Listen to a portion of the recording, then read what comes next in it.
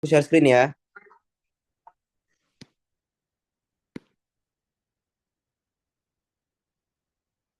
Oke. Oke, jadi pada praktikum yang akan dilaksanakan besok itu tuh kita akan membahas terkait sistem respirasi. Nah, kalau kalau di tahun lalu kardio sama respirasi itu kan digabung. Jadi kami itu praktikumnya kardio respirasi. Tapi karena dirasa tahun ini tuh ya mungkin biar kalian lebih mudah juga, jadinya sekarang dipisah. Jadi kalian minggu ini masuk respirasi, minggu depannya kalian baru masuk kardio. Oke? Jadi kita mulai. Oke? Jadi yang pertama yang kalian harus hafal itu adalah tractus respiratorius. Oke? Jadi, nah kalau ini tuh enaknya kita langsung nengok pakai gambar ya. Oke, jadi pertama perjalanan udara itu, oke, tractus itu artinya perjalanan, respiratorius itu berarti proses bernafas, oke. Jadi pertama itu tuh dimulai dari nares externus. Nares externus itu adalah hidung bagian luar. Jadi nanti udaranya itu dari luar sini, oke. Kemudian dia akan masuk ke vestibulum nasi. Vestibulum nasi itu letaknya adalah di bagian lebih dalam kayak ini. Biar lebih simpel nih ya, vestibulum nasi itu adalah area di mana kalian itu masih bisa ngupil. Oke. Jadi area yang masih bisa jangkau sama tangan kalian itu tuh vestibulum. Oke, jadi dia tuh belum masuk ke kafumnya ya. Dan di vestibulum itu tuh banyak fimbre atau fimbracea. Fimbracea itu adalah bulu-bulu hidung. Oke. Udah kebayang nggak vestibulum tuh di mana? Aman? Oke. Jadi vestibulum itu adalah area yang bisa dijangkau oleh tangan kalian tuh ya di bagian sayap-sayap hidung ini dan dia di situ tuh banyak fimbracea, oke? Banyak fimbracea. Fimbracea atau bulu hidung. Nah, setelah dari nares externus, kemudian masuk ke vestibulum nasi, kemudian dia akan masuk ke kafum nasi. Oke, kafum nasi itu adalah kafum itu artinya rongga, nasi artinya hidung. Berarti dia akan masuk ke rongga hidung. Itu agak besar, oke? Nah, kemudian dari kafum nasi dia akan masuk ke faring. Oke, masuk ke faring. Nah, faring itu tuh dibagi menjadi tiga. Tapi di sini cuma ada dua yang disebutin ya. Tapi sebenarnya dia tuh ada tiga. Yang pertama itu ada bagian ini nasofaring. Oke. Nasofaring berarti faring yang di belakang nasi ataupun di belakang hidung. Makanya namanya nasofaring. Kemudian di bawah dari nasofaring itu nanti ada orofaring. Orofaring berarti artinya adalah um, faring yang berada di belakang oris. Apa arti oris? Ada yang tahu? Oris, oral. Mulut ya, Bang. Iya. Jadi orofaring berarti faring yang berada di belakang mulut. Ingat ya. Nasofaring, orofaring, kemudian dia nggak langsung ke laring. Nah di bagian sini ini tuh. Oke. Okay. Wait, bagian sini. Nah, sebagian sini. Nah, itu ada namanya tuh laringofaring. Laringofaring. Oke. Okay. Laringofaring itu adalah uh, faring yang dekat sama laring. Oke, di belakang laring. Oke, jadi nasofaring, orofaring, kemudian laringofaring, kemudian masuk laring, baru masuk trakea. Oke, aman? Nasofaring, orofaring, laringofaring, kemudian masuk ke laring, kemudian terakhir masuk ke trakea. Nah, setelah dia masuk ke trakea, nah ini penting nih. Nah, jadi trakea ini kan satu saluran. Nah, nanti tuh dia tuh akan dibagi menjadi dua. Oke. Nah, persimpangan ini ya, tempat mentoknya ini itu tuh dinamakan sebagai karina namanya. Oke. Karina atau nama lainnya adalah bifurcatio trachealis. Oke. Trachealis. Oke, ataupun percabangan trakea. Oke. Bifurcatio trachealis nama lainnya adalah carina. Carina.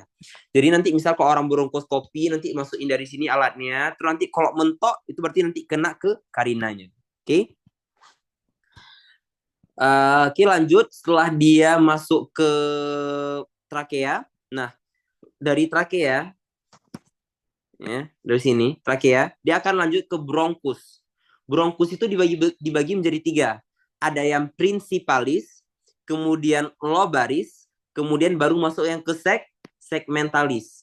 Oke, ingat principalis, lobaris, kemudian terakhir masuk ke segmentalis. Oke, nanti pembagiannya nanti kita jelaskan. Nah, habis dari bronkus dia baru masuk ke bronchiolus. Oke. Nah, setelah dari bronchiolus dia tuh akan melanjutkan ke 2 bronchiolus yang lain. Oke. Yaitu yang pertama dia akan lanjut ke bronchiolus terminalis, kemudian dia baru ke bronchiolus respiratorius. Apa bedanya? Kita bisa nengok dari namanya, terminalis berarti dia tuh di ujung dari bronchiolus. Sedangkan respiratorius dia itu berarti di bronchiolus di mana di situ sudah bisa terjadi proses bernafas ataupun respiratorius. Berarti nanti di bronchiolus ini, dia di bronchiolus respiratorius, nanti dia sudah mulai ada alveolus di situ. Sedangkan di bronchiolus terminalis dia masih belum ada alveolusnya. Ngerti nggak? Jadi bronchiolus nanti bronchiolus terminalis berarti di ujung nih, udah di ujung. Nah, habis dari bronchiolus terminalis dia baru ke bronchiolus respiratorius, di mana di sini tuh udah mulai ada alveolusnya. Nah, kemudian habis dari bronchiolus respiratorius, dia akan masuk ke ductus alveolaris. Ada yang masih ingat nggak arti ductus itu apa? Saluran, Bang. Iya, berarti dia ibaratnya dia kayak gini. Saluran, oke? Berarti ini ductus alveolaris, kemudian dia baru masuk ke saccus alveolaris. Oke. Saccus itu artinya kayak semacam kantong, oke? Jadi nanti pertama dia masuk ke ductusnya dulu, ke salurannya, kemudian dia baru masuk ke kantongnya, kemudian di dalam kantong-kantongnya itu baru ada buah-buah anggurnya ini. Nah, buah-buah anggurnya inilah yang disebut sebagai alveoli. Oke. Jadi ingat pertama ke ductus alveolaris terlebih dahulu, kemudian dia pertama ductus dulu, kemudian dia baru masuk ke sakusnya, kemudian dia baru masuk ke dalam-dalamnya ini, baru masuk ke si alveolinya. Oke. Untuk perjalanannya apakah ada yang ingin diulang atau sudah aman? Gimana?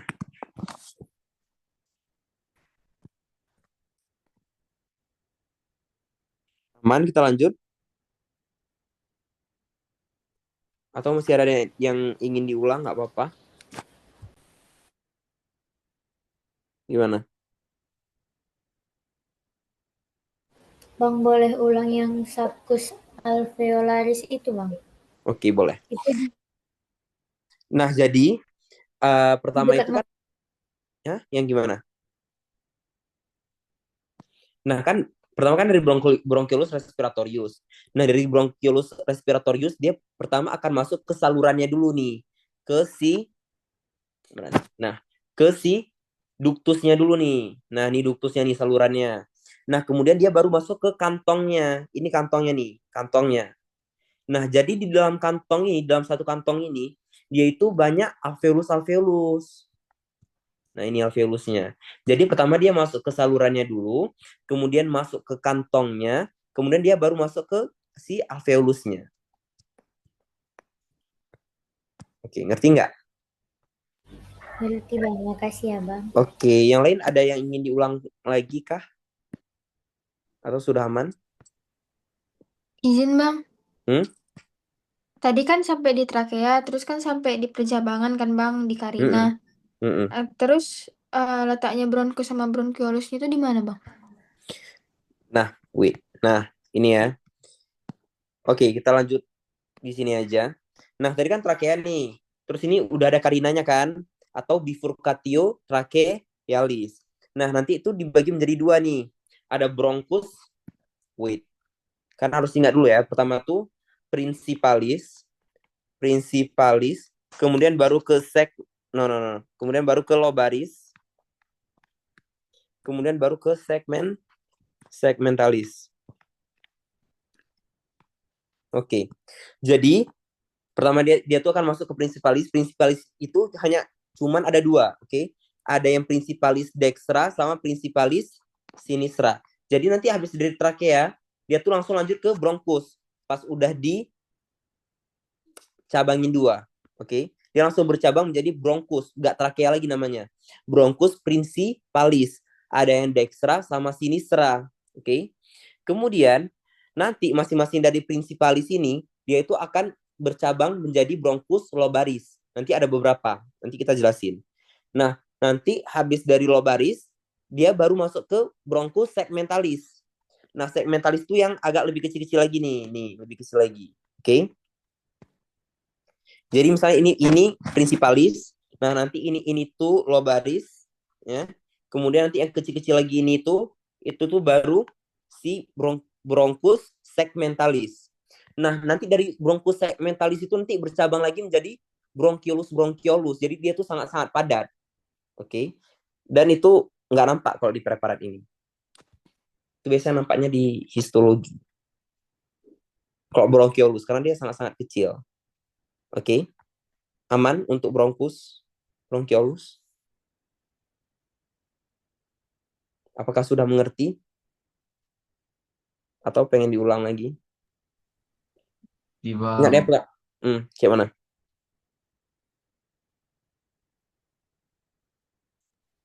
Jadi Bang, tadi itu dari trakea, habis itu ketemu Kalina, dibagi Hmm, dua, hmm, bronkus principalis dextra untuk yang kanan dan sinistra yang kiri. ya, Kemudian setelah dari principalis, dia menuju bronkus lobaris. ya, Habis itu ada percabangan yaitu hmm, bronkus segmentalis. Pas ya, itu di bronkus segmentalis ini ada percabangan lagi dia jadi padat. ya, Itu baru hmm, bronchiolus. ya. Nah, nanti dari bronchiolus itu nanti bercabang lagi, ada bronchiolus terminalis, kemudian bercabang lagi menjadi bronchiolus respiratorius. Kemudian dia bercabang lagi dari bronchiolus respiratorius menjadi ductus alveolaris. Nah, dari saluran-saluran itu nanti di situ ada kantong-kantong. Kantong-kantong itu namanya saccus alveolaris. Oke, berarti pertama tuh jumpa salurannya dulu atau jumpa jalannya dulu. Jalannya itu namanya ductus. Oke. Kemudian di sekitar jalan itu nanti jumpa rumah-rumahnya. Rumah-rumahnya itu namanya sakus, oke, atau kantong dari alveolus. Nah, nanti di dalam rumah-rumah tersebut itulah baru ada si alveolusnya, tempat terjadinya difusi. Oke, apakah sudah mengerti? Aman? Siap, aman, Bang. Insya Oke. Allah. Nah, inilah bentuknya ya, bentuk dari si bronchiolus. Nah, jadi ini bronchiolusnya di sini. Oke. Kemudian kalau nggak salah kok di histologi, kalau kita belajar tuh kok respiratorius itu dia tuh udah nggak ada lagi kartilagonya. Oke, jadi dia tuh emang full otot polos. Tapi tuh nggak kita bahas ini ya. Oke, kemudian, nah ini namanya ductus. Ductus itu salurannya nih. Ini salurannya, ya. Ini tuh ductus alveolaris. Kemudian di sini itu, satu biji ini itu namanya satu sakus ataupun satu kantong alveolaris, oke. Okay? Kemudian yang bulat-bulat kecil-kecil ini, kayak buah anggur, oke. Okay? Nah, yang bulat-bulat ini tuh baru dibilang sebagai alveolinya. Oke, okay, aman. Nah, kemudian ini tolong lalu tanya di tentamen. Jadi kan ini kayak ada penonjolan-penonjolan kayak ini kan. Nah, itu tuh namanya divertikula. Divertikula. Oke. Okay. Tapi itu nanti kita bahas nanti. Oke. Nah, oke, sekarang kita bahas secara lebih rinci. Mulai dari nasi ataupun nares ataupun nasal sampai ke alveolusnya. Nah, pertama tuh kita bahas tentang nasal ataupun hidung ataupun nares. Ini tuh sama ya. Nasal dan nares itu sama, artinya hidung. Nah, kemudian nanti di sini tuh ada septum nasi. Septum nasi itu artinya adalah pembatas. pembatas antara hidung sebelah kiri dan hidung sebelah kanan. Dan pembatas itu tuh terbentuk dari kartilagu, jadi bukan tulang, melainkan tulang rawan. Oke, kemudian nanti ada alanasi. Alanasi itu sayap hidung. Oke, sayap hidung itu tempat yang kembang kempis. Oke, sayap hidung. Dia tuh juga terdiri dari kartilagu, bukan tulang asli. Kemudian ada vestibulum nasi. Vestibulum nasi itu yang tadi aku bilang, itu tuh tempat di mana biasanya kita mengupil. Oke. Nah, di vestibulum nasi itu adalah tempat letaknya bulu hidung. Nah, bulu hidung itu apa bahasa Latinnya? Fimbrisea. Oke. Sekarang kita lihat anatominya. Nah, bisa kita lihat di sini. Jadi untuk hidung itu tuh nggak sepenuhnya tersusun oleh tulang-tulang yang kompak. Jadi sisanya itu terbentuk dari kartilagu ataupun tulang rawan. Oke. Salah satunya adalah septinasi. Septinasi ini adalah pembatas hidung kiri dan kanan. Dia tuh cuma di sini nih, tipis. Oke. Kemudian di kiri kanannya itu dia terbentuk oleh kartilagu alaris. Oke. Nah nih, kartilagu alaris. Alaris ataupun sayap hidung. Oke. Kemudian kita lanjut. Ini kafumnasi. Ini tuh menurut aku susah untuk dihafal. Tapi kalian harus hafal. Oke. Nah, jadi kafumnasi ataupun rongga hidung itu tuh bisa dibayangkan kayak peta kayak gini. Oke. Jadi ada atapnya, ada dasarnya, ada anteriornya, ada posteriornya. Nah, ini kan tapi dia tuh ada juga bagian lateralnya dan bagian medialnya. Susah divisualisasikan ya. Karena kan harusnya 3D. Wait a minute.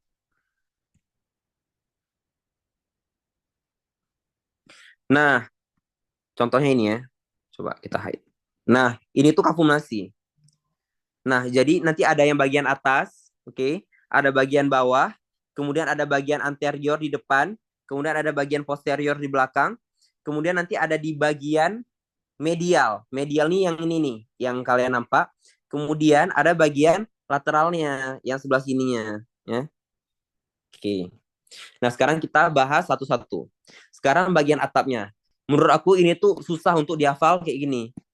Kayak bagian anteriornya ada bla bla bla bla. Menurut aku lebih enak kalau kita nengoknya dari gambar. Oke.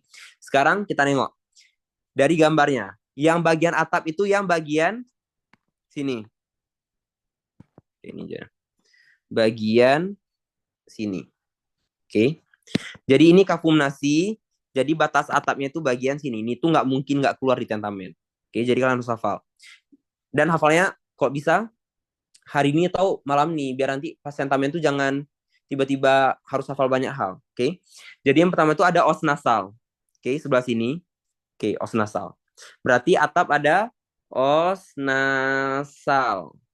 Kemudian di belakang os nasal itu tuh ada namanya spina nasalis. Spina nasalis punya siapa? Punya os frontalis. Frontalis.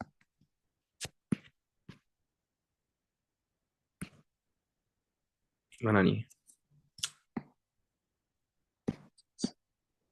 Oke. Oke. Nah, kemudian di belakangnya ada apa? Ada lamina cribrosa, oke? Bukan perpendikularis. Kalau perpendikularis dia tuh dimasuk ke bagian medial. Sedangkan kalau atapnya itu namanya lamina cribrosa. Oke. Lanjut, berarti ada lamina cribrosa. Punya siapa? Punya os ethmoid. Oke, udah sebelah sini. Kita nengok lagi ke belakangnya. Ada apa nih? Rupanya ada corpus os sphenoid nih bagian sininya nih. Oke, ada corpus os sphenoid. Ada corpus dari apa? Dari os sphenoid. Sphenoid. Oke. Oke, ini untuk atapnya. Kemudian kita lanjut ke dasarnya. Oke, apakah sudah aman untuk atap? Aman ya? Nah, sekarang kita ke bagian dasarnya. Nah, kalau ini tadi atap, yang dasarnya itu yang bagian sininya. Aduh. Jadi, bagian dasarnya itu cuma dibentuk oleh dua struktur. Yang pertama itu ada processus palatinus dari os maxilla. Oke. Yang mana tuh? Yang bagian sini. Ini. Oke. Nah, di belakangnya ini, oke, itu ada namanya lamina horizontalis. Dari siapa? Dari os palatinum. Jadi ini jangan tertukar, oke? Processus palatinus ini, dia tuh bukan punya os palatinum, dia tuh punya os maxilla. Sedangkan yang os palatinum yang ada di batas bawah kafunasi, itu tuh namanya lamina horizontalis, oke? Bukan processus palatinum atau processus palatinus. Oke, aman? Untuk dasarnya ingat bagian depannya ini ada processus palatinus dari os maxilla. Kemudian di belakangnya itu ada lamina horizontalis dari os palatinum. Same thing. Oke, aman? Untuk dasarnya tinggal dihafal aja. Oke, dan dibayangkan letaknya di mana. Oke, kemudian ada di bagian medial. Nah, bagian medial ini agak banyak sebenarnya. Tapi kita hafal dari gambarnya aja. Oke. Jadi di depan kita lihat di sini tuh ada cartilago septinasi. Oke. Nah, kemudian kita lihat lagi di sini tuh ada berarti yang pertama ada cartilago septinasi.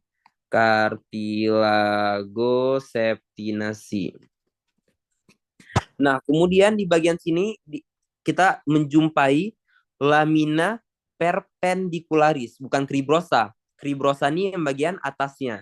Sedangkan di bagian medialnya ada lamina perpendicularis.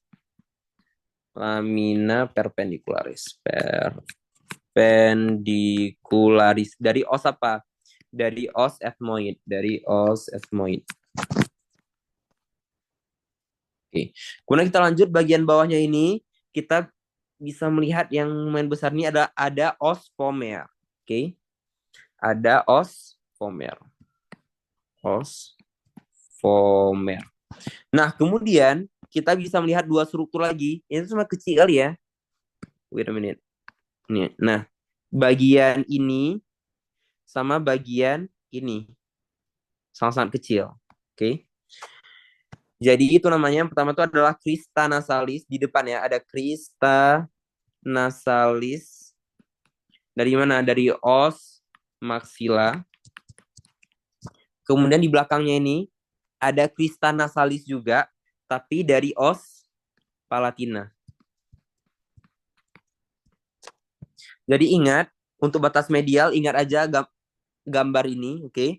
Jadi di depan itu ada cartilago septinasi, kemudian agak di atasnya ada lamina perpendicularis, kemudian di bagian bawahnya ada os pomer, oke? Kemudian di bawahnya itu tuh ada crista nasalis. Crista nasalis dibagi menjadi dua. Ada crista nasalis punya os maxilla dan ada crista nasalis punya os palatina. Oke? Sejauh ini aman nggak untuk batas-batas kafumnasi atau ada yang ingin diulang? Mulai dari atap, dasar, ataupun bagian medialnya.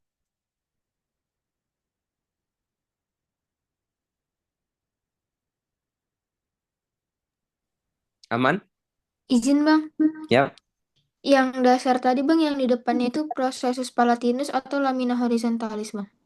Yang di depan itu processus palatinus os maxilla. Yang di belakangnya yang lamina horizontalis punya os palatinum. Oke? Baik, makasih bang. Oke. Yang lain apakah ada yang ingin ditanyakan? Oke, kalau nggak ada, kita lanjut ya. Kemudian kalau di bagian lateral, oke. Nah, kita tuh bisa melihat ada 3 konka. Ada konka nasalis superior, ada konka nasalis media, dan ada konka nasalis inferior. Nah, jadi nanti di tubuh kita tuh, itu tuh ada namanya sinus-sinus, oke? Jadi, ada beberapa sinus. Nah, nanti sinus-sinus itu dia tuh akan menghasilkan cairan. Dan cairan tersebut itu tuh akan disimpan dalam konka-konka ini. Oke? Nah, jadi ingat aja, kalau di lateral ada konka nasalis dibagi menjadi 3, ada konka nasalis superior, media, dan inferior. Fungsinya apa? Fungsinya adalah sebagai kayak penampungan cairan-cairan gitu. Oke, kemudian kita lihat ke bagian anteriornya. Nah, jadi di anterior kita bisa melihat yang pertama itu adalah kartilagonasi. Oke, batasnya itu ada kartilagonasi. Oke. Cartilagonasalis. Kemudian di bagian bawahnya ini, ya, di bagian sini.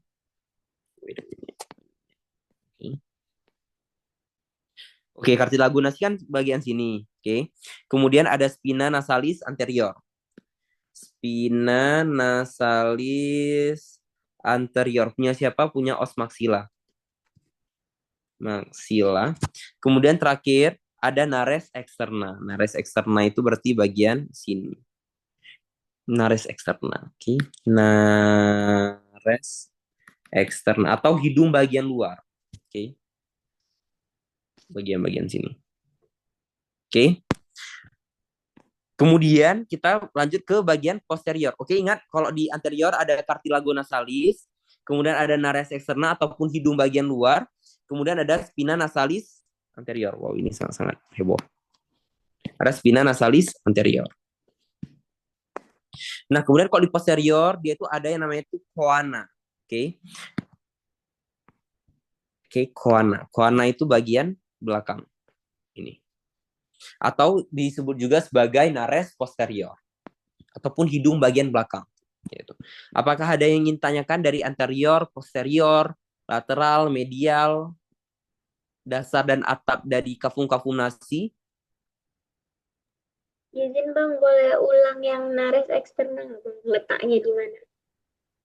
Oke. Sebenarnya nares eksterna ini dia itu kayak nggak ada struktur khusus kayak itu yang namanya nares eksterna. Jadi nares eksterna itu tuh kita bilang sebagai hidung bagian luar. Oke. Jadi bisa dikatakan ini nih, ini nares eksterna ataupun hidung bagian luar. Oke, yang ada kulit kita itu namanya nares eksterna. Oke. Sedangkan cartilagonasalis itu di bagian lebih dalamnya. Oke. Sedangkan spina nasalis anterior itu bagian tulangnya nih, yang di atas gigi kita. Oke, aman? Terima kasih Bang. Oke.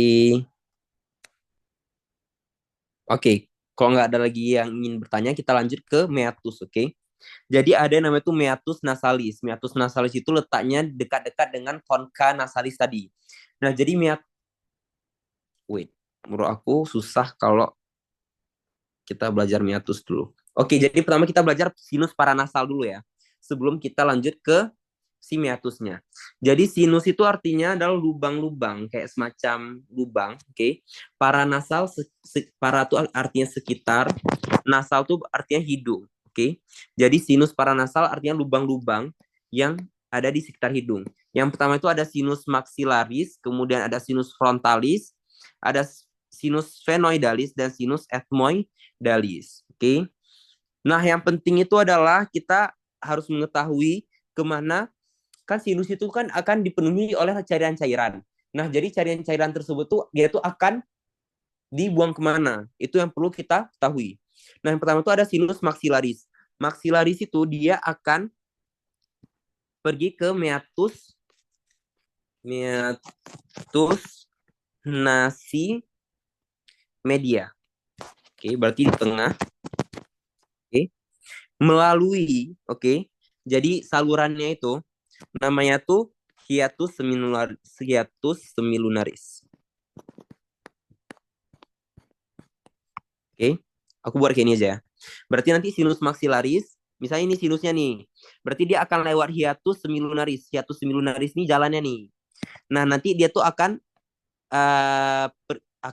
bermuara ke si meatus nasi media. Ngerti nggak? Jadi hiatus semilunaris itu kayak jalannya. Oke, nama salurannya. Kemudian ada sinus frontalis. Nah, kalau frontalis ini dia itu akan masuk ke meatus nasi media juga. Ke meatus nasi media, tapi jalannya itu namanya itu adalah infundibulum. Infundibulum. Oke. Kemudian ada sinus sphenoidalis. Oke. Kalau punya si sphenoidalis, dia akan bermuara ke recessus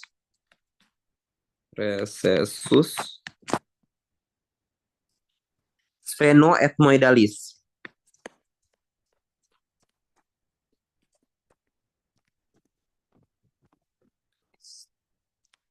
Nah, jadi dia nggak bermuara ke meatus nasi, dia masuknya ke recessus sphenoethmoidalis.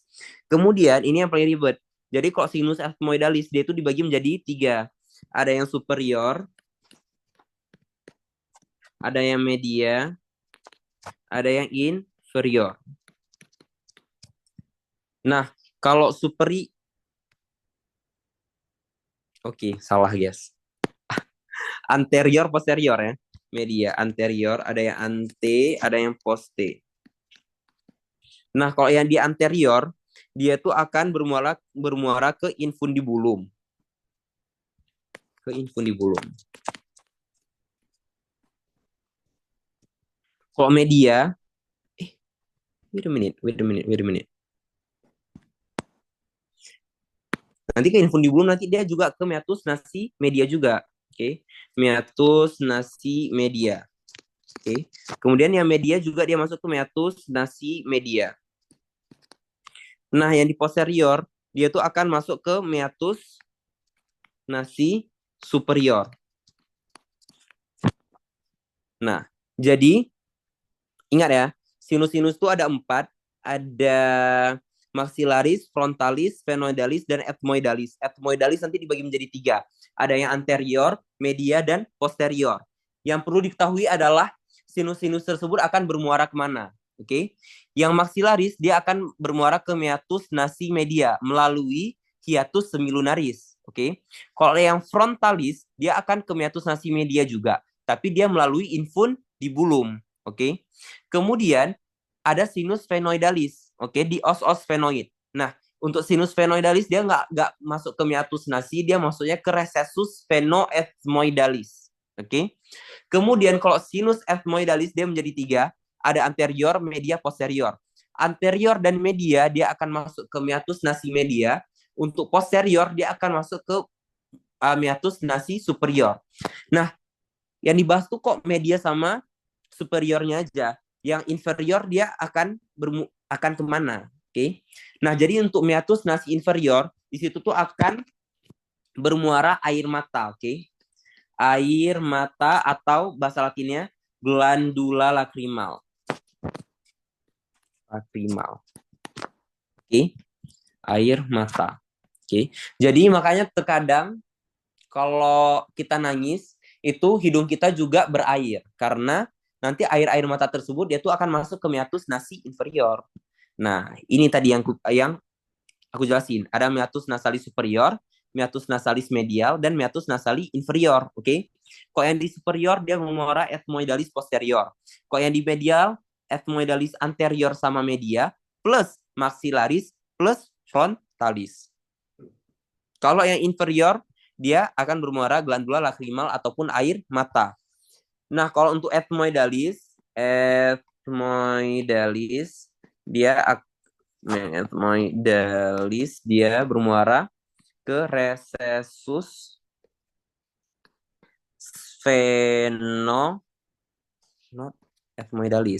sphenoidalis. Tuh, kalau sinus sphenoethmoidalis. Oke. Ini dihafal ya untuk pretest posttest besok. Untuk si meatus nasi dan sinus-sinus apa yang bermuara ke situ. Oke. Untuk permeatusan apakah ada yang ingin tanyakan?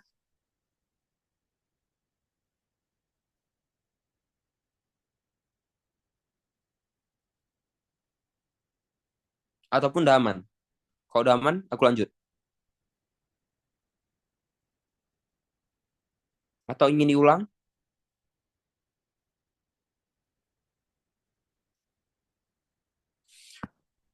Oke, kalau nggak ada kita lanjut aja ya. Nah, ini yang bilang sinus-sinus. Jadi sinus itu kayak semacam lubang nih. Ada sinus maxillaris di lubangnya di os maxilla. Kemudian ada sinus-sinus ethmoidalis itu lubangnya di os ethmoid. Kemudian ada sinus frontalis dia lubangnya di os frontal gitu. Oke. Nah, ini. Ini lubang-lubangnya. Nanti lubang-lubang ini tuh akan menghasilkan cairan. Nah, nanti cairan itu akan masukin ke si meatus-meatus tersebut. Nah, kemudian ada yang namanya itu kompleks osteometal. Ini harus dihafal juga. Nggak mungkin nggak keluar pas tentamen.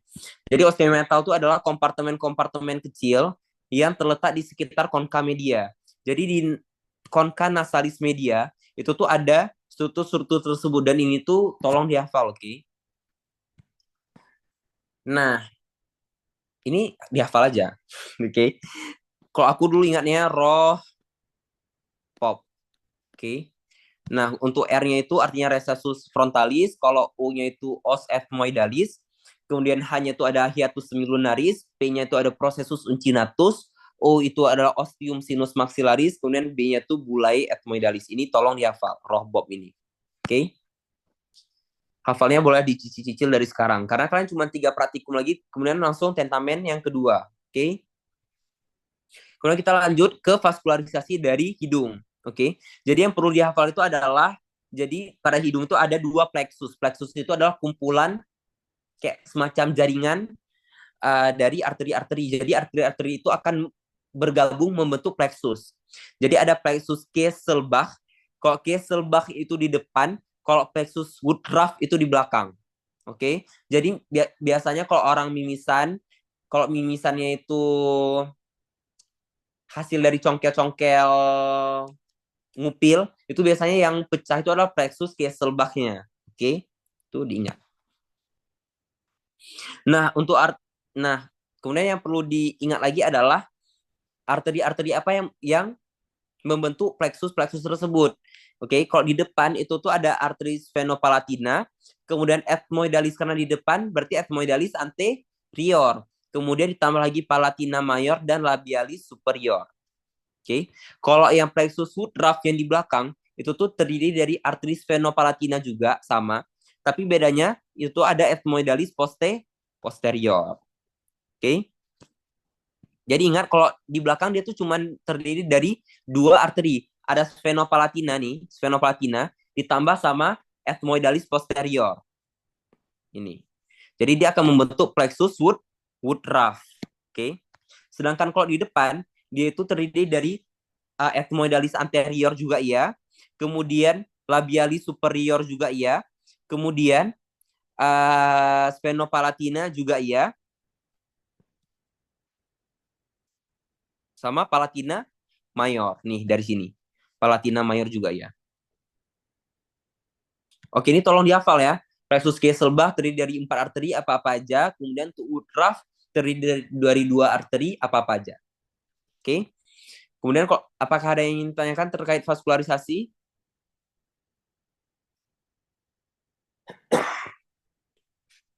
Kalau nggak ada, kita lanjut. Kalau untuk muskulus, ini udah dipelajarin pas muskulo 2 kemarin.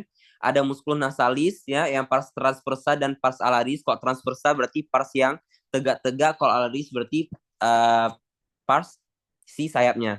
Kemudian levator labii superior alaquinasi berarti levator berarti mengangkat bibir atas yang melewati ala nasi. Kemudian ada depresor septinasi berarti dia tuh menurunkan dari septum nasi. Berarti dia letaknya di bawah ini.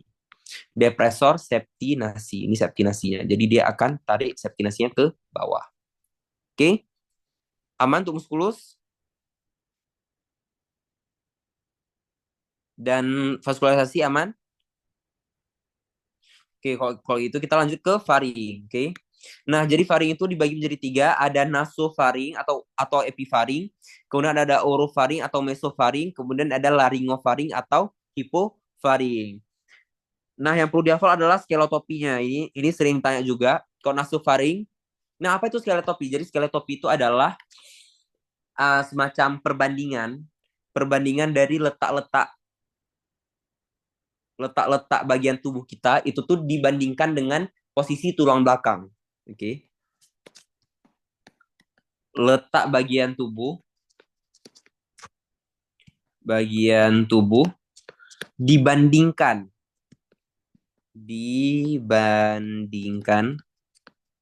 tulang belakang.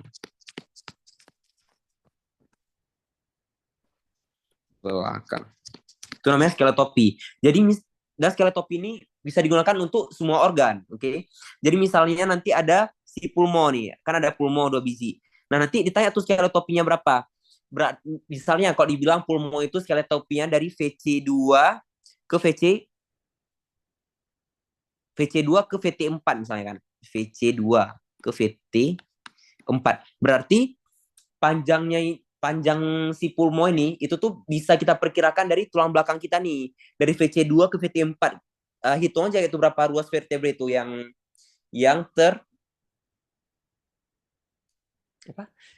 maksudnya letaknya itu sejajar dengan letak si pulmo ini sejajar dengan VC2 atau vertebrae cervicalis 2 hingga ke vertebrae thoracalis 4. Ngerti nggak untuk skeletopi? Atau susah dimengerti? Jadi misalnya ini nasofaring nih. Skeletopinya tuh dibilang basis kranii sampai VC2. Berarti nasofaring tuh mulai dari basis kranii sampai ke VC2. Mana nih? Ini VC1. Ini VC2. Berarti sampai sini nih. Untuk si nasofaring.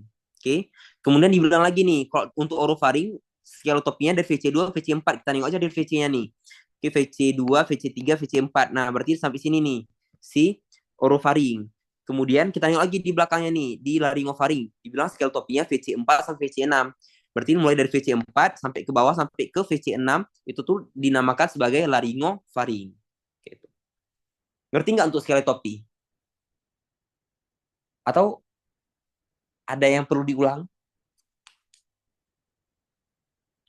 Jadi skeletopi adalah letak samping yang sejajar dengan tulang belakang, selalu dipakai vertebrae. Oke?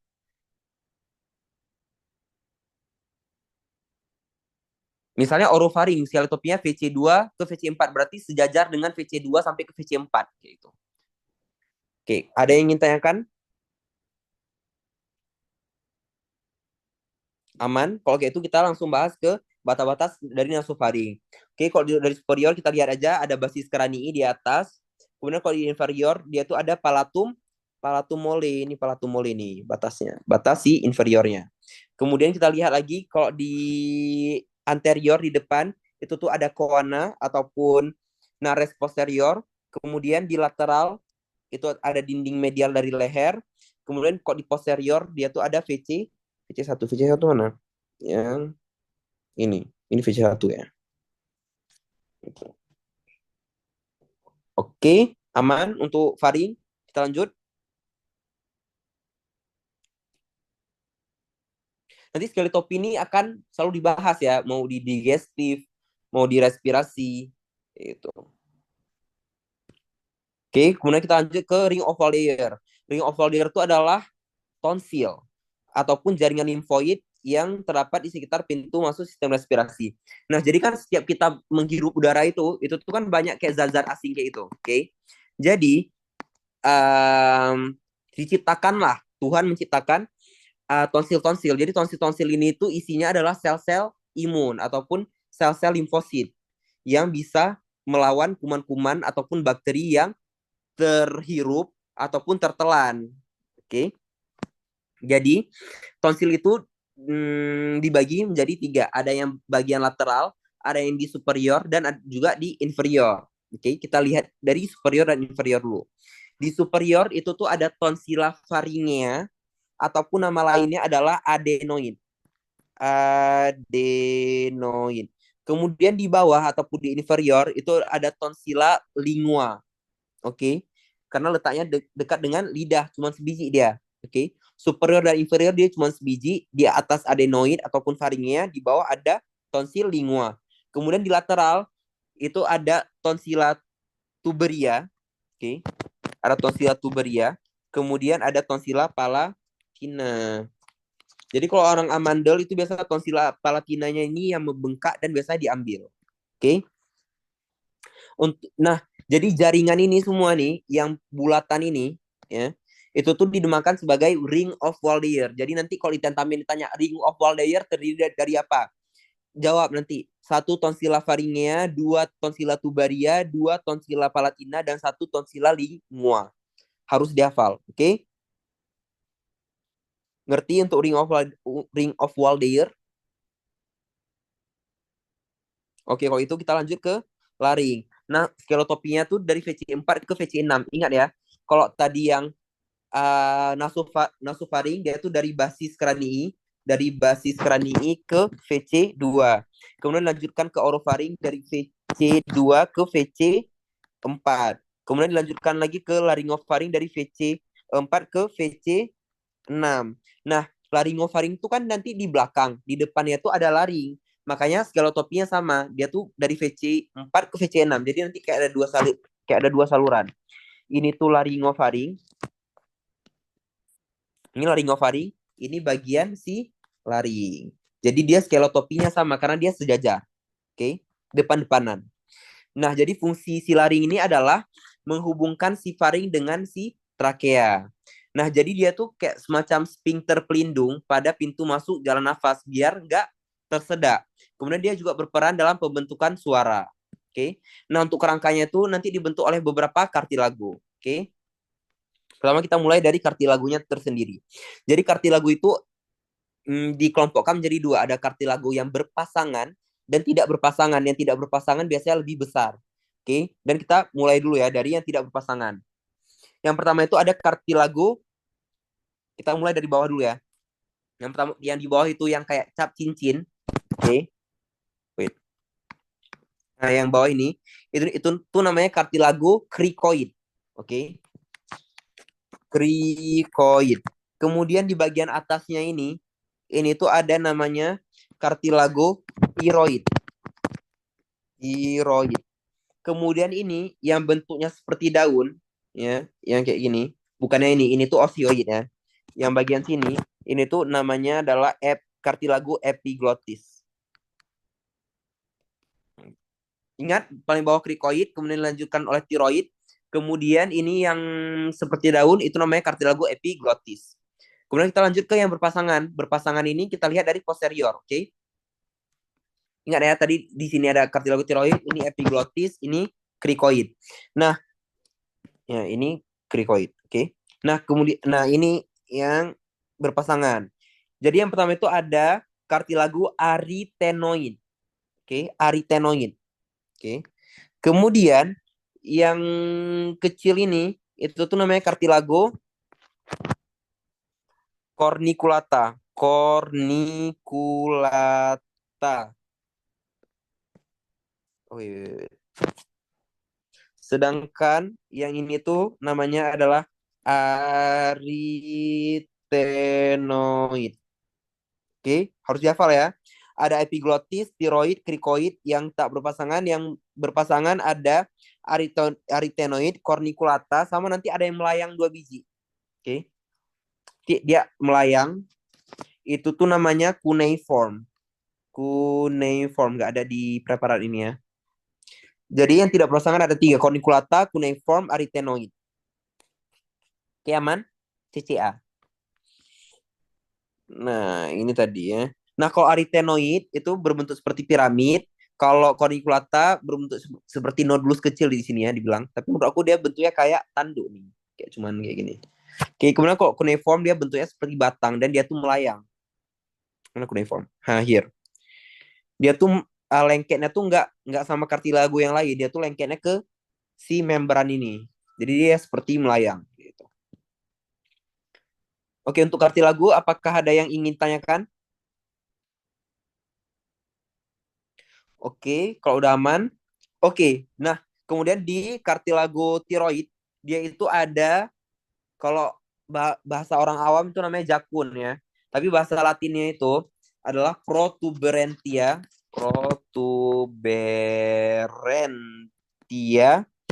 thyroidalis. Thyroidalis. Oh, no protuberantia, salah guys.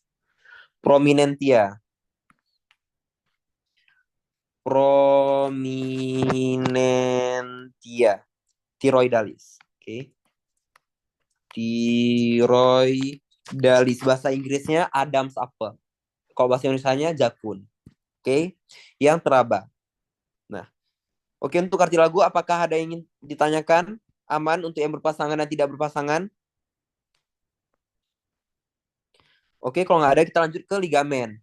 Nah, jadi cara hafalnya itu kita nengok dari namanya aja. Kalau tirohioid berarti antara kartilago tiroid sama si oshioid. Oke. Kemudian kalau krikotiroid bisa kita lihat, berarti dia dari kartilago krikoid, oke, menuju ke kartilago tiroid. Kemudian kalau krikotrakeal, mudah dari kartilago krikoid menuju ke si trakea gitu. Jadi nanti kalau ditanya ligamen apa yang menghubungkan antara tiroid dan krikoid, tinggal jawab krikotiroid gitu. Krikotiroid gitu. Kalau yang ditanya nanti ligamen yang menghubungkan antara osioid dan tiroid, berarti tirohioid gitu. Ya gitulah. Aman untuk ligamen. Pokoknya ingat aja dari nama tulang yang akan dihubungkan. Oke. Kemudian kita akan masuk ke lipatan laring. Jadi untuk lipatan laring itu ada terbagi menjadi dua, ada vestibularis sama yang vokalis. Ini harus diingat, kalau vestibularis ini itu biasa dibilang sebagai pita suara palsu. Sedangkan yang vokalis ini yang sejati ataupun yang asli. Oke. Nah, yang vestibularis ini tuh letaknya lebih lateral. Sedangkan yang vokalis dia lebih medial. Nah, contohnya kayak mana? Nah, ini. Jadi, yang di samping sini ini, yang bagian lateral ini tuh namanya plica vestibularis. Sedangkan yang sejati ataupun yang asli, itu tuh letaknya di medial, namanya tuh plica vocalis. Nah, jadi dari mana suara kita ini berasal? Dari terbuka tutupnya si plika-plika ini. Oke. Nah, kemudian di antara plika ini tuh sebenarnya ada celah kecil nih. Celah-celahnya nih. Nah, celah tersebut itu tuh namanya rima glottidis. Oke. Jadi ada plica vestibularis yang palsu di bagian lateral, kemudian ada plica vocalis yang asli di bagian medial, kemudian ada di antara kedua tersebut itu tuh ada celah namanya itu rima glottidis. Oke. Aman? Aman. Mau nanya, fungsi yang rima glottidis itu apa, Bang? Sebenarnya rima glottidis ini kayak nggak ada fungsi khusus. Rima glottidis ini tuh kayak semacam cuman celah aja gitu di antara kedua pika tersebut. Biar mereka kedua pika ini tuh nggak menempel gitu. Terus nanti kalau kita misalnya bersuara, misalnya kalau kita ngomong, nanti si plika vokalisnya ini dia tuh akan mendekat, menjauh gitu. Makanya keluar suara dari mulut kita. Gitu. Kalau si rima glottidis tuh dia tuh hanya semacam celah yaitu di antara kedua plika tersebut. Nggak ada fungsi khusus. Yang ada fungsi khusus tuh si plika vokalis karena dia itulah yang membentuk suara kita. Oke, aman? Mau nanya lagi, Bang, kalau misalnya kayak pita suara putus gitu berarti asalnya dari si plika vokalis ini, Bang? Iya. Kalau si plika vestibularis dia nggak membentuk suara. Jadi misal kalau pita suara putus terus orang nggak bisa bicara, itu kemungkinan besar dia bermasalahnya di plika vokalisnya. Oke? Bang. Oke. Apakah ada yang ingin tanyakan lagi terkait laring? Izin Bang, kalau orang gagap Ya. gimana Bang? Kalau orang gagap itu kan dia tuh nggak masalah di pembentukan suaranya. Orang gagap itu kan karena dia nervous ataupun ada something itu tuh biasanya menurut aku ya itu kayak permasalahannya itu ada di saraf-sarafnya kayak itu. Baik Bang, terima kasih Bang. Kalau laring ini, kalau orang udah bermasalah sama laring ini, dia tuh betul-betul nggak bisa ngomong karena dia nggak bisa lagi membentuk suara.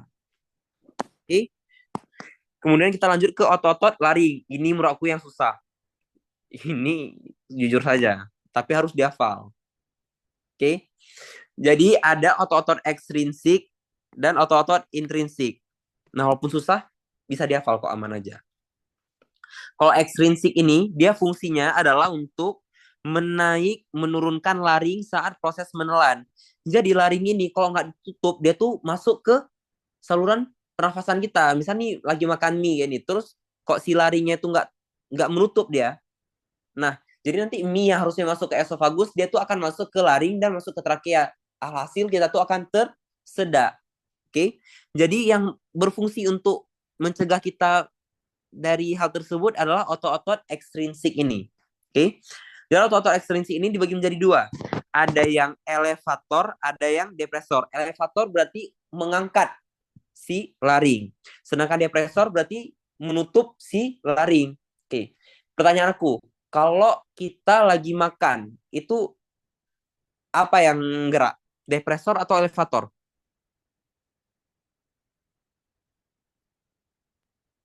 Elevator ya bang. Harusnya depresor karena larinya kan ini lari ini. Nanti larinya tuh Dia diturunin nutup ya. untuk Nah, iya. tutup si suara kita, nafas. Makanya kalau lagi makan kita tuh nggak bisa nafas karena ditutup dengan si laring. Coba tes nanti. Oke. Jadi yang berfungsi itu depresor. Nanti untuk dibukanya lagi itu si elevator. Nah, apa saja muskulus-muskulusnya? Kalau untuk elevator dia ada muskulus-muskulus suprahyoid, sedangkan depresor dia tuh ada infrahyoid. Oke, muskulus-muskulus infrahyoid. Kan udah belajar kemarin pas muskulus. Kalau suprahyoid dia nggak suka milo. Digastricus, G geniohyoid, S suka stilohyoid, M milohyoid. Kalau infrahyoid ingat aja sternotiroid ya, nanti sternonya tuh akan kawin dengan hyoid, kemudian tiro akan kawin juga dengan hyoid. Wait, ini harus tambah lagi nih. Tirohyoid. Oke. Kemudian ada muskulus omohyoid. Nah, yang beda itu nanti di otot-otot elevatornya dia tuh nggak cuma suprahyoid aja, dia tuh ada tambahan 3 muskulus lagi. Ada salpingopharyngeus, ada stylopharyngeus, dan ada palatopharyngeus. Oke, ini tolong dihafal. Oke, kita lanjut ke otot intrinsik laring. Intrinsik laring berarti dia tuh akan menggerakkan laring dari dalam, bukan dari luar. Oke, jadi ada otot-otot yang mengubah bentuk aditus laringis dan juga ada otot-otot yang menggerakkan plika vokalis ataupun pita suara. Nah, untuk yang mempersempit itu ada arytenoideus obliquus, untuk yang memperlebar itu ada thyroepiglotica. Kemudian kalau untuk plika vokalis untuk menegangkan ada krikotiroid, kalau melemaskan ada thyroarytenoid, kalau adduksi ada krikoarytenoid lateral, kalau abduksi ada yang posterior, krikoarytenoid posterior, kalau mendekatkan kartilago arytenoid itu ada arytenoid transversus. Susah sejujurnya, tapi harus dihafal. Oke.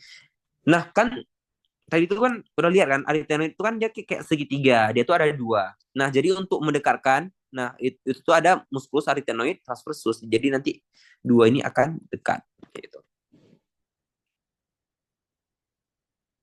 Ini juga sering keluar pas tentamen biasanya. Jadi dihafal aja ya. Untuk abduksi nanti gitu itulah. Oke, untuk menegangkan ada muskulus krikotiroid gitu. Untuk mempersempit aditus ada arytenoid obliquus. Oke. Jangan lupa dihafal ya. Untuk otot-otot intrinsik dan ekstrinsik dari laring. Oke. Kalau ini menurut aku nggak ada cara pintasnya untuk dihafal, jadi itu harus dihafal mati aja. Palingan nanti kalau aduksi sama abduksi nanti bedain aja. Kalau aduksi lateral, kalau abduksi posterior. Gitu. Nah, kemudian untuk nama-nama dari muskulus ini dia tuh tergantung di tempat melekatnya. Kalau krikotiroid berarti nanti salah satu organ-insersionya tuh berarti nanti ada yang di kartilago krikoid, nanti dia akan nempel ke tiroid. Kalau tiroarytenoid berarti nanti dari tiroid, dari kartilago tiroid dia akan nempel ke kartilago arytenoid gitu. Oke, kemudian kita lanjut aja ke trakea. Wow. Nah, untuk trakea skala topinya ini tolong dihafal dari VC 6 sampai ke VT 4. Oke.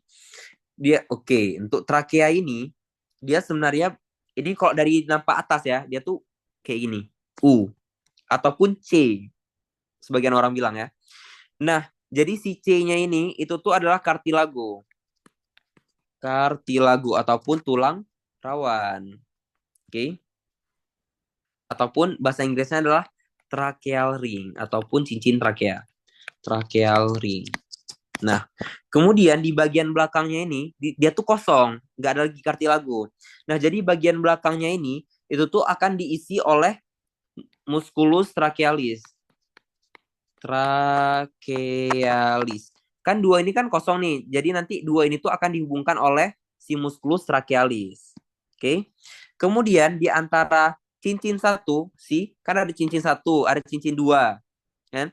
Jadi antara dua cincin itu dia tuh akan dihubungkan oleh ligamentum annularia. Oke. Ligamentum annularia. Ada di bagian belakang ada musculus trachealis. Di depannya ada tracheal ring.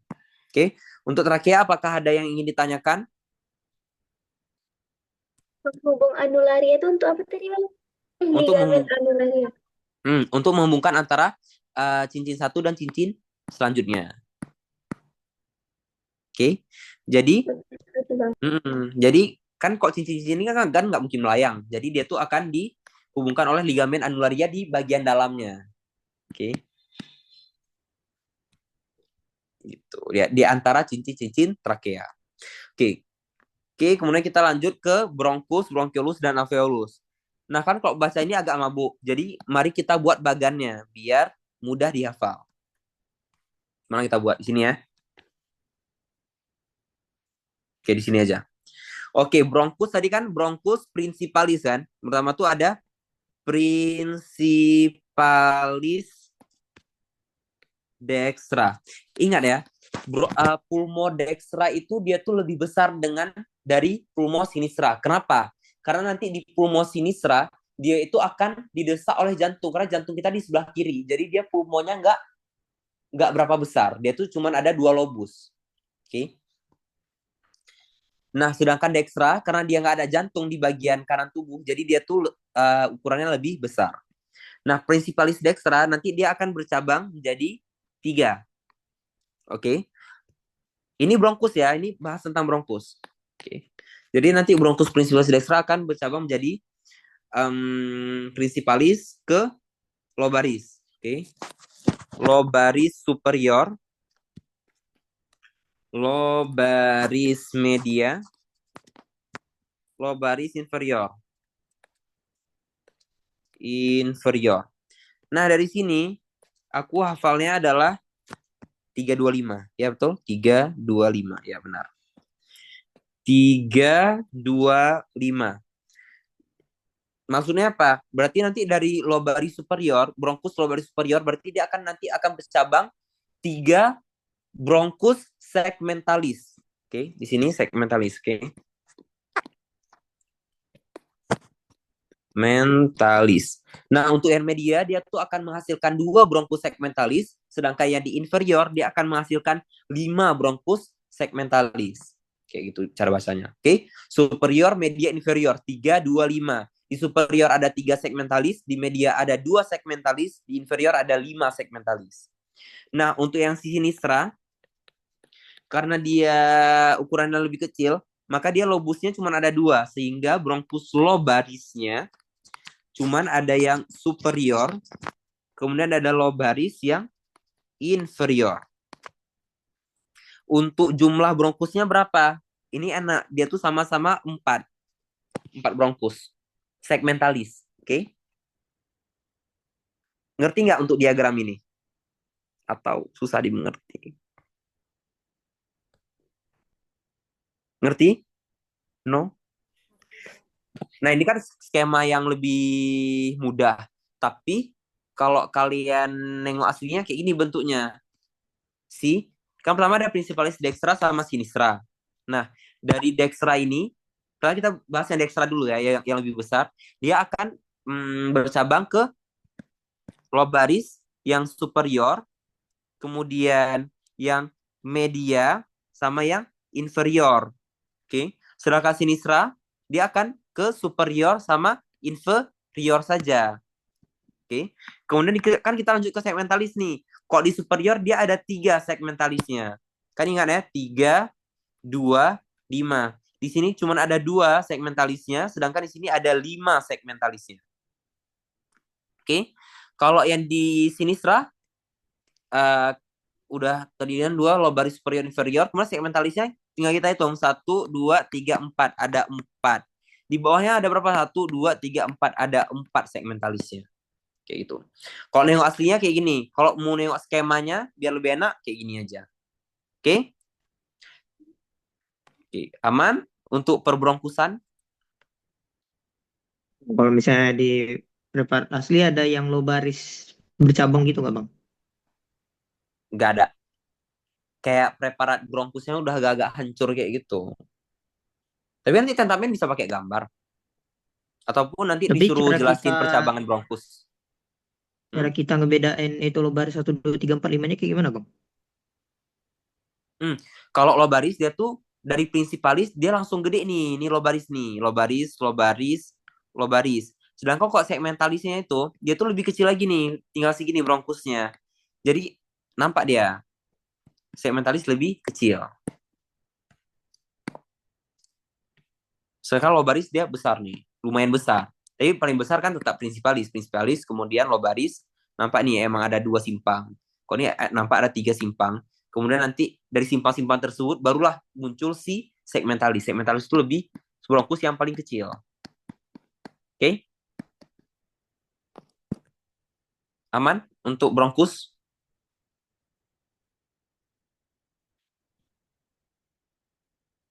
Oke. Kemudian kan nanti kan dari bronkus dia tuh ke bronchiolus terminalis.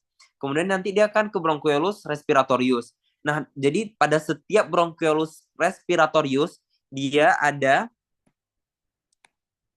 2 hingga 11 ductus, oke? Ductus alveolaris, oke? Kemudian ini nih yang keluar tentamen tahun lalu. Oh, bayangin, yang sekecil ini keluar tentamen. Jadi menurut aku untuk belajar tentamen itu betul-betul harus teliti, oke? Kalau orang nggak baca ujung nih mana tahu mana bisa jawab gitu. Intinya. Nah, jadi alveoli yang timbul dari dinding-dinding sakus itu namanya divertikula. Oke. Jadi kan ini kan ada dinding alsakus alveolus tuh yang kantongnya. Terus nanti kan ada alveolus yang timbul-timbul nih dari dinding-dindingnya nih. Nah, jadi pola-pola alveolus-alveolus ini itu tuh disebut sebagai divertikula. Oke? Oke, untuk bronkus aman, kita lanjut ke pulmo.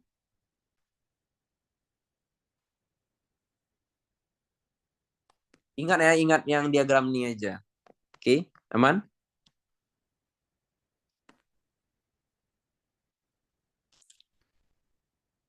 Oke, ini klinisnya nanti kalian belajar di blok kardiorespi. Nanti kalau ada orang kena emfisema itu alveolinya tuh hancur atau rusak. Sehingga nanti orang yang kena emfisema ini dia tuh susah nafas. Dia PPOK. Oke, kemudian kita lanjut ke perbedaan antara bronkus principalis yang dextra sama sinistra. Ingat, kalau yang di dextra dia lebih vertikal pendek lebar. Pendek lebar. Oke. Nah, kalian hafal ini aja. Nanti kalau ditanya yang sinistra, tinggal kebalikannya aja. Kalau yang di sinistra dextra lebih vertikal, berarti kalau yang di sinistra lawan vertikal apa? Horizontal. Oke. Kalau pendek, lawannya berarti panjang. Oke. Kalau lebar, berarti nanti lawannya apa? Sempit. Itu si sinistra. Oke, ingat aja vertikal, pendek, lebar. Kalau anti sinistra, tinggal cari kebalikannya aja. Nah, pojok klinisnya apa? Jadi misalnya kalau orang misalnya kesedak sesuatu ataupun orang tersedak jarum pentul, terutama cewek-cewek yang suka gigit jarum pentul pas pakai jilbab. Itu tuh akan masuk ke dextra biasanya. Kenapa kayak gitu? Karena dia nengok ya. Jadi misalnya nih ada zat nih. ada something, misalnya jarum pentul kayak ataupun makanan, dia itu akan lebih mudah masuk ke sebelah dekstra. Kenapa? Karena dia pertama lebih lebar. Oke. Kemudian dia tuh lebih vertikal, lebih jatuh. Sedangkan kalau kalau yang di sinistra, dia tuh lebih landai. Oke. Jadi karena dia lebih jatuh, makanya dia lebih mudah masuk something situ. Udah lebih lebar, kemudian dia lebih pendek, kemudian dia juga lebih vertikal. Oke, aman? Jadi misalnya kalau nanti tanya bronkus mana yang sering kemasukan zat asing? Jawabannya bronkus principalis dextra karena dia lebih vertikal, lebih pendek dan juga lebih lebar. Oke, kemudian kita lanjut ke toraks. Jadi toraks itu ada yang namanya itu apertura thoracis superior dan inferior. Apertura artinya gerbang, toraks artinya toraks ataupun rongga dada, superior berarti di atasnya. Ini pintunya, pintu atas dan ada pintu bawah. Oke. Oke. Ini tolong dihafal batas-batasnya. Oke. Kalau di bagian posterior kita lihat, oke, wait. Di sini ada VT1. Oke. Kemudian kalau di bagian lateral kita bisa melihat ada margo medial. Oke, bagian medial dari coste 1. Coste 1 kan? Oke, coste 1 beserta kartilagunya. Ini kartilagunya. Oke. Kemudian di anterior ada margo superior dari manubrium sterni. Margo itu artinya batas, oke. Margo superior berarti batas atas dari manubrium sterni. Oke. Ini tuh nggak perlu terlalu dihafal, ingat aja posisinya kayak mana. Di belakang ada VT1, depan ada manubrium sterni, kiri kanannya ada coste 1. Kemudian kalau di inferior, kalau di belakang itu tuh ada VT12, oke. Kemudian di lateral itu tuh ada coste 11 dan 12. Oke. Coste 11 dan 12. Mana nih? Kemudian kalau di anteriornya ada processus xiphoideus, kemudian ada cartilago costalis. Ada cartilago costalis. Oke, bagian anteriornya. Kalau di belakang itu nanti ada cartilago 11 sama cartilago 12 yang melayang. Oke, aman untuk apertura? Atau ingin diulang?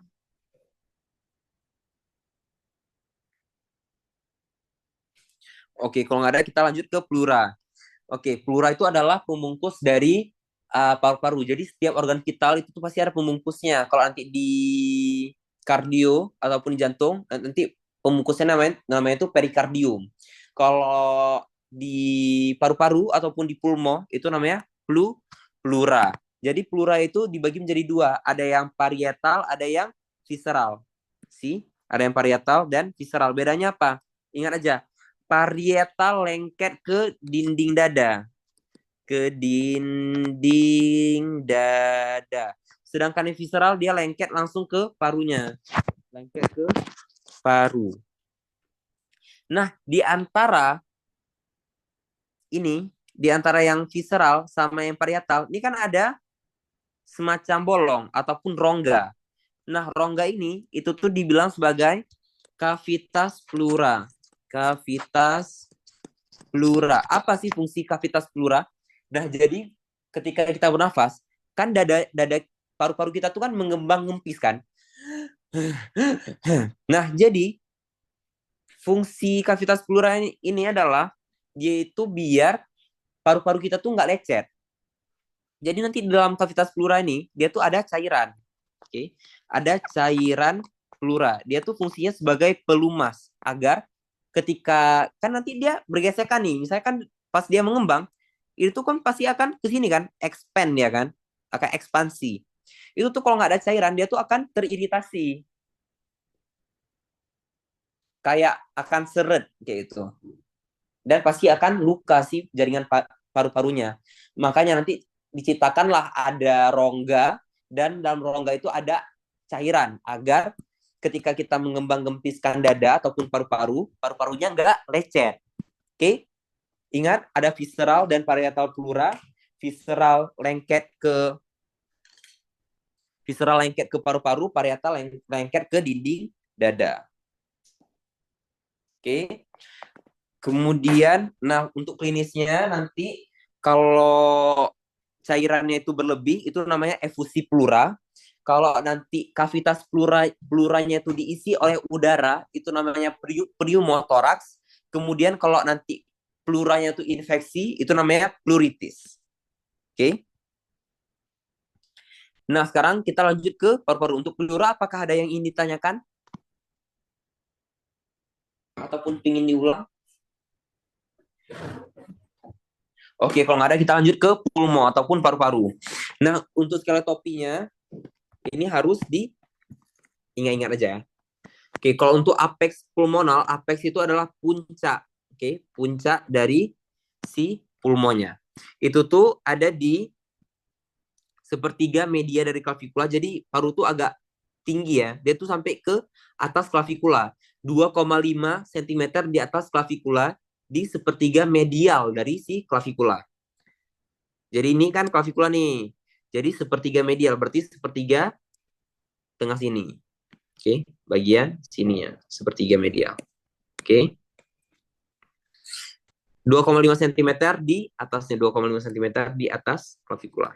Kemudian itu apexnya ataupun puncak dari paru-paru. Kemudian untuk lobus, oke.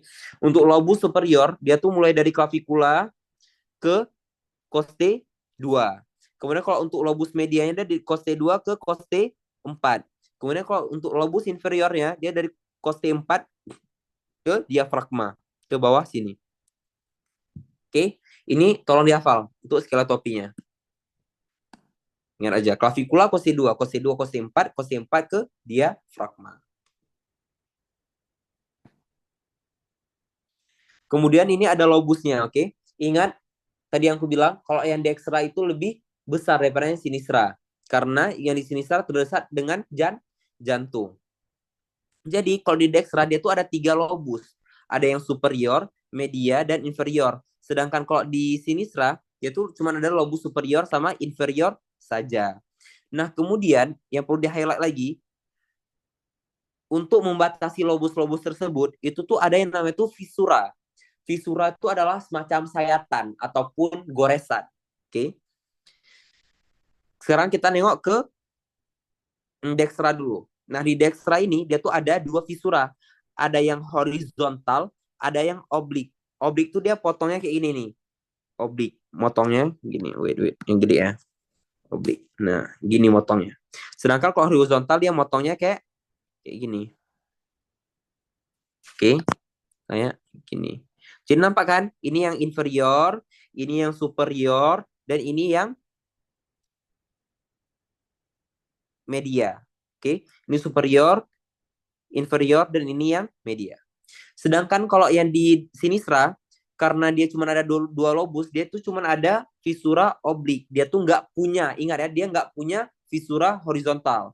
Jadi dia cuma ada 1 fisura yang membagi menjadi lobus superior dan lobus inferior. Untuk lobus dan fisura, apakah ada yang ingin ditanyakan?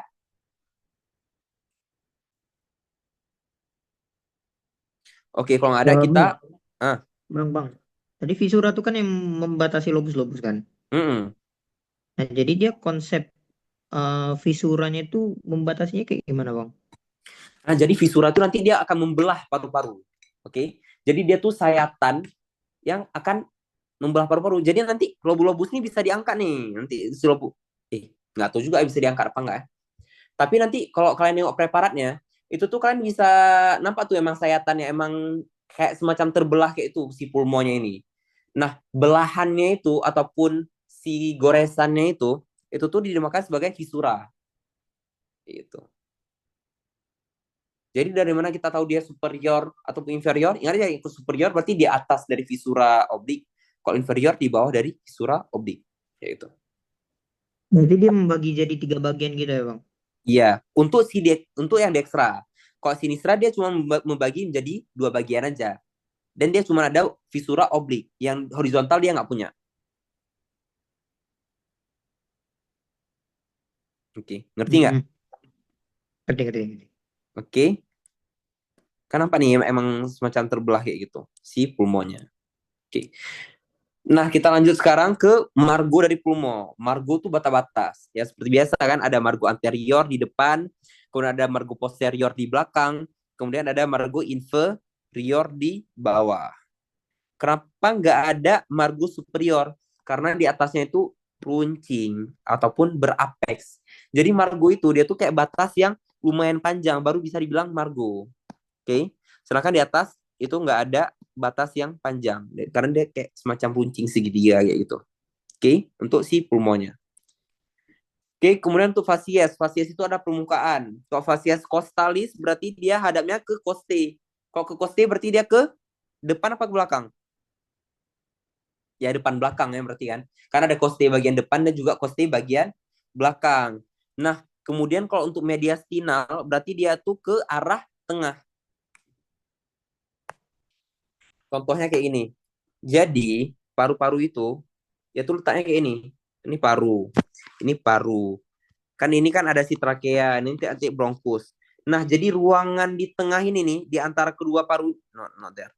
Kedua paru ini, itu tuh namanya mediastinum. Oke, ingat. Mediastinum. Jadi bagian paru-paru yang menghadap ke area mediastinum itu namanya facies mediastinalis. Oke. Kemudian nanti di bawah itu baru ada facies diafragmatica karena dia akan menghadap ke diafragma. Itu aja ingat. Kalau facies costalis berarti dia menghadap ke costae. Costae ada di mana? Depan belakang. Kemudian nanti di bagian tengah itu tuh nanti ada facies mediastinalis di bagian medialnya. Kemudian di bagian bawahnya baru ada facies diafragmatica karena di bawah ada diafragma. Oke. Kemudian kita lanjut ke sulcus dan impressio. Untuk yang di dextra ini tuh ada nanti sulcus vena azygos, oke. Di bagian sini, oke. Kemudian di sini ada impressio cardiaca bagian sini. Tapi yang di dextra ini kok di bagian dextra ini nggak terlalu nampak si impressionya, nggak berapa nonjol karena yang bersentuhan langsung dengan si jantung itu adalah pulmo sinistra, makanya impressio cardiacanya itu besar sekali sih. Ini kayak emang nampak emang kayak cekungan karena nanti di situ tuh akan diisi oleh si jantung. Oke. Kemudian nanti di sini ada sulcus nih, di sini ada kayak ada paret, itu sulcus arteri subclavia. Semacam paret di sini. Oke. Kemudian oke, kalau dextra itu aja ya. Kalau di sinistra itu tuh nanti ada sulcus aorta. Kan di sini nanti jantung kan di sini kan. Nanti di sini tuh ada si arcus aorta dan dia tuh akan jatuh ke bawah. Jadi nanti kalau di arcusnya itu namanya sulcus aorticus. Kemudian nanti kalau aortanya udah ke bawah itu namanya sulcus aorta descendens. Ngerti nggak? Jadi nanti di sini ada jantung, kemudian di sini ada aorta. Nah, jadi kalau masih di atas ini itu namanya sulcus aorticus. Kan di situ nanti letak aorta. Kemudian kalau udah ke bawah sedikit ini itu gak disebut lagi sebagai sulcus aorticus, melainkan disebut sebagai sulcus aorta descendens. Oke. Kemudian di samping dari sulcus aorta descendens ini ada sulcus lagi, itu namanya adalah sulcus esofageal. Karena nanti di situ akan lewat esofagus. Oke, untuk sulcus dan impressio apakah ada yang ingin ditanyakan?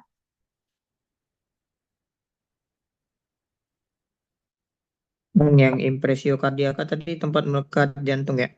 Yap. Makanya dia juga lebih menonjol di sinistra karena jantung kita di sebelah kiri tubuh. Oke. Kemudian kita lanjut ke radix dan ligamentum. Radix itu adalah akar-akar. Jadi akar-akar itu maksudnya itu adalah semacam kayak arteri, vena, nervus. Itu kan bentuknya kayak akar. Makanya dibilang radix. Oke. Kemudian, nah untuk akar-akarnya itu tuh ada arteri dan vena. Oke. Ada arteri sama vena pulmonalis. Pulmonalis.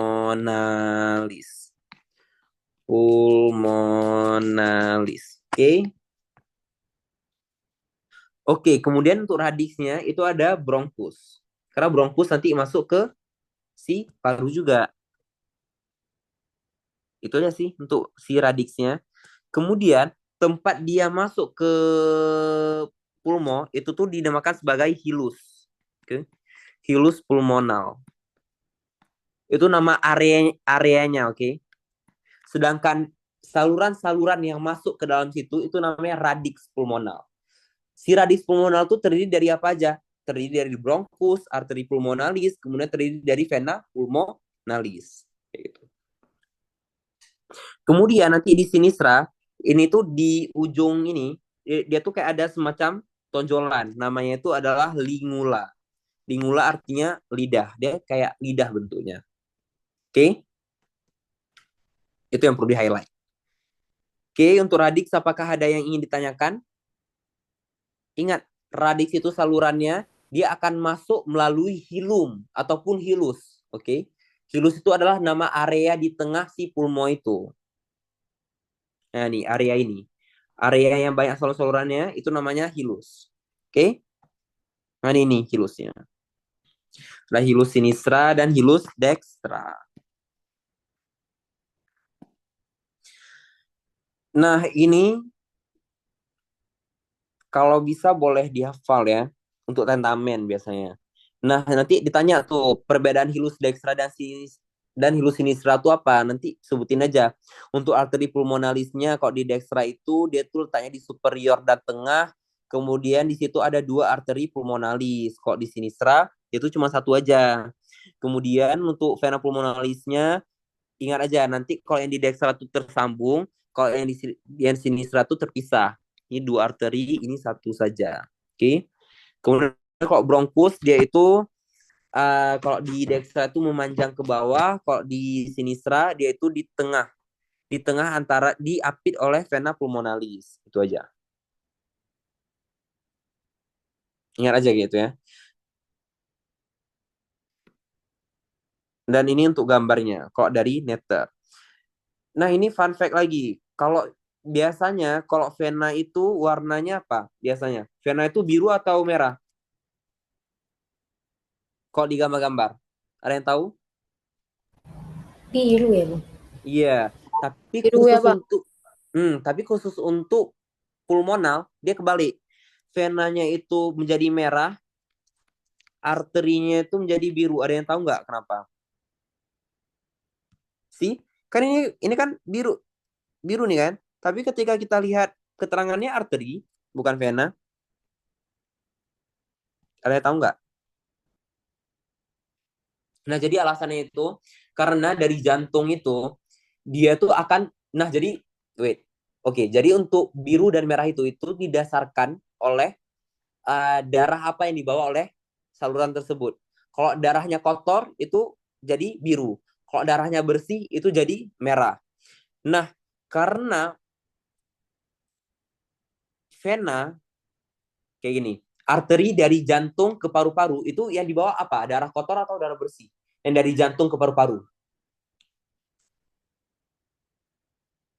Darah kotor. Karena kan nanti darah-darah kotor dari seluruh tubuh dia akan masuk ke jantung dan dia akan ke paru-paru untuk dibersihkan. Oke. Jadi arteri pulmonal itu dia isinya tuh darah kotor bukan darah bersih. Oke. Sedangkan vena pulmonal berarti adalah saluran dari pulmo ke jantung, itu tuh isinya malahan darah bersih karena yang dari arteri tadi itu tuh kayak semacam sudah dicuci di jantung. Oke. Udah banyak lagi oksigen ya, baru dikasih ke jantung lagi. Ngerti nggak? Atau susah dimengerti? Jadi ini kan jantung nih, jantung. Kalau kan paru-paru. Jadi nanti dari seluruh tubuh darah itu akan masuk ke jantung. Kalau darah dari seluruh tubuh itu berarti darah kotor, oke? Darah kotor itu nanti akan masuk ke paru-paru untuk dibersihkan. Nah, segala sesuatu yang berasal dari jantung itu namanya arteri. Dan segala sesuatu yang akan masuk ke jantung itu namanya vena. Oke? Berarti arteri pulmonalis itu berisi darah kotor. Oke? Darah kotor dari jantung yang dikirim ke paru untuk dicuci. Oke? Makanya warnanya biru. Kalau di atlas. Sedangkan nanti darah-darah yang sudah dicuci ini dia tuh akan kembali ke jantung dalam keadaan bersih, vena pulmonal. Itu. Sehingga warnanya merah. Itu nanti akan kalian pelajari lagi ya. Nanti di Kardiovaskular. Nah, kemudian kita lanjut. Nih bagian terakhir itu adalah otot-otot inspirasi. Kalau yang normal dia tuh memakai diafragma dan intercostalis externus. Oke, ingat externus. Sedangkan kalau paksa ada scalenus, trapezius, serratus, yang kalian pernah hafal, sternocleidomastoideus. Kalau ekspirasi dia tuh biasa pakai abdomen. Itu aja. Ini biasanya nggak ditanya lagi karena kan udah pernah masuk di muskulo. Oke. Untuk materi pulmo apakah ada yang ingin ditanyakan ataupun ingin diulang mengenai apapun? Bang, sebenarnya ini nggak nanya tentang materi sih. Itu Ya, boleh. yang vena merah yang arteri biru itu slide di mana, Bang? Itu sebenarnya fun fact aja ya. Tapi nanti ya. itu kalian akan pelajarin di kardio nanti minggu depan, berarti kalian akan pelajarin untuk sirkulasi pulmonal dan sistemik. Sama ini Bang, apa boleh ulangin yang ini nggak? Vena pulmonalis sama arteri pulmonalis di Ini. pulmodextra. Ya, pulmodextra, Oke. Bang. Nah, bisa kita lihat ya sini ya. Wait. Kan arteri pulmonalis. Kalau arteri karena biasanya warna merah, tapi kalau di paru berarti dia warna biru ya. Nah, kita lihat nih sekarang yang warna biru. Oke. Berarti yang ini arterinya sama yang warna ini kan. Nah, kita bisa lihat nih. Kalau yang di dextra dia arterinya ada 2 nih. 1, 2. Oke. Sedangkan kalau yang di sinistra dia cuma ada 1 saja. Oke. Nah, itu sih. Itu perbedaannya. Yang paling mencolok. Kalau di dextra dia ada 2, kalau di sinistra dia cuma ada 1 biji aja. Nah, sedangkan kalau di vena pulmonal kita bisa lihat nih. Kalau yang di dextra katanya tersambung, kok sinistra katanya terpisah. Kita lihat ya. Kalau arteri, kalau vena kan biasanya warna biru, tapi khusus untuk paru berarti yang warna merah. Kita lihat ya sekarang. Berarti yang ini, dan ini. Dibilang kalau yang di ekstra itu tersambung. Ya sebenarnya nggak tersambung kali. Tapi maksudnya dia tuh berempetan nih antara yang superior sama yang inferior. Oke. Sedangkan kalau yang di sinistra dia tuh terpisahkan oleh bronkus, makanya dibilang terpisah si vena pulmonalisnya. Itu yang dimaksud kalau vena pulmonalis di dextra tersambung, di sinistra terpisah, itu maksudnya. Kalau yang di dextra dia tuh kayak nggak ada pemisahnya itu, sedangkan kalau di sinistra dia tuh terpisahkan oleh bronkus. Itu. Oke. Apakah dimengerti? Mengerti Bang. Tapi satu lagi Bang, boleh nanya nggak? Boleh. Cara kita bedain, kalau dari vision aja sih Bang, cara bedain dextra sama sinistra di bagian pulmo itu gimana Bang? Oke. Yang paling mudah itu adalah melihat visuranya. Jadi, kalau nanti kalian dikasih 2 preparat pulmo nih, atau 1 aja kayak itu. Terus nanti disuruh pasien tamu itu disuruh cari itu sinistra atau dextra. Kita nengok aja. Kalau dia cuma ada 1 visura kayak ini, udah pasti sinistra. Karena dia cuma ada lobus superior dan inferiornya. Sedangkan kalau kita lihat di sini tebelah. Oke. Di sini juga tebelah. No. Oblik dulu ya, yang normal. Berarti di sini tebelah. Tapi nanti di tengah oblik ini tuh juga ada si visuranya lagi, ada goresan lagi. Nah, itu berarti yang punya dextra, karena dia ada 2 macam visura yang berbeda. Dan Bang, bukan yang ini. Yang mana? Maksudnya yang facies pulmo Bang, yang kelihatannya dari medial. Beda yang kiri dan di kanan. bawahnya lagi. Ya, nah itu. Untuk hilus di kiri dan kanannya itu, cara kita lihat dari preparat. Ya Bang. Itu menurut aku ya, nggak bisa dibedain. Kalau dari preparat itu susah, karena even untuk misalnya di preparat nih, kalian mau bedain vena sama arteri aja itu tuh udah mulai agak susah. Kan tuh bahkan harus pegang untuk bedain yang mana bronkus, yang mana arteri, yang mana vena. Nanti bronkus itu kalau kalian pegang tuh yang paling keras, kemudian kalau nggak salah aku nanti vena tuh yang kedua paling keras, nanti arteri yang paling lembek. Kayak arteri lebih keras, kemudian nanti vena yang paling lembek, yaitu untuk bedain hilus kiri dan kanannya. Itu susah karena bentuknya sudah tidak berbentuk lagi sih. Dan biasanya di tentamen nggak akan disuruh identifikasi dari hilusnya, biasanya nanti dari pulmonya itu udah dalam posisi yang biasa, posisi yang kayak gini. Palingan nanti disuruh ini aja, disuruh tulis saja gitu, beda hilus dekstra sama sinistra apa. Saya nanti arteri pulmonalisnya kalau di dekstra ada 2, kalau sinistra ada 1. Kalau vena pulmonalisnya kalau di dekstra tersambung, kalau di sinistra terpisah, gitu aja. Tapi kalau untuk identifikasi hilus dari preparat, menurut aku nggak mungkin sih, nggak mungkin tanya. Karena kan nanti di preparat kan nggak ada warna biru, nggak ada warna merah, nggak ada warna hijau nih untuk bronkusnya. Dia warnanya udah hitam semua. Berarti dari bentuk hilusnya juga nggak bisa diidentifikasi ya bang, kayak dekstra sinistra gitu. Susah. Mungkin kalau orang jago kali bisa ya, tapi susah. Bahkan asisten aja kayaknya nggak bisa untuk bedain. Karena kan nengok ya besok preparat pulmo tuh kayak mana, itu tuh udah hitam, sudah tidak berbentuk lagi. Semangat.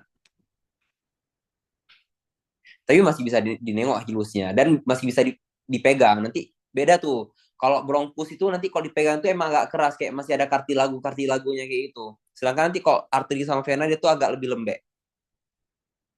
Ya itu aja sih untuk bedainnya. Oke, apakah ada yang ingin tanyakan lagi terkait materi-materi yang lain?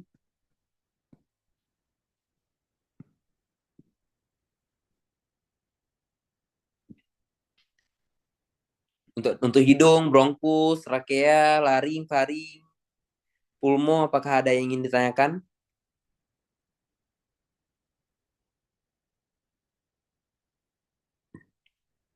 Oke, kalau nggak ada, sampai sekian bimbingan kita pada hari ini. Oke, good luck untuk praktikum besok. Terus, kalian udah tahu nggak praktikum sekarang nggak di lab lagi? Jadi praktikumnya nanti di gedung baru lantai 2, di aula. Tapi nanti barisnya tetap di bawah. Jadi nanti kalian diarahin sama kakak-kakaknya untuk praktikum di aula lantai 2. Oke, aula gedung baru. Kemudian besok tolong dibawa laptopnya juga ya, biar aku sekalian periksa. Supaya apakah ada yang ditanyakan terkait praktikum besok? Oh, sudah aman? Kemudian kayak mana nilai tentamen kalian aman? Bang. Oke. Nanti kalau misalnya tentamen ini misalnya kurang memuaskan, nanti boleh dibalas dendam di tentamen yang kedua. Nah, tentamen kedua tuh 3 minggu lagi kayaknya, atau ya 3 minggu lagi. Ingat kan praktikum respi, besok kardio, besok digestif, besok udah siap, langsung tentamen 2. Jadi boleh dicicil dari sekarang. Misalnya jangan H-3 tentamen baru hafal-hafal tuh agak susah. Oke?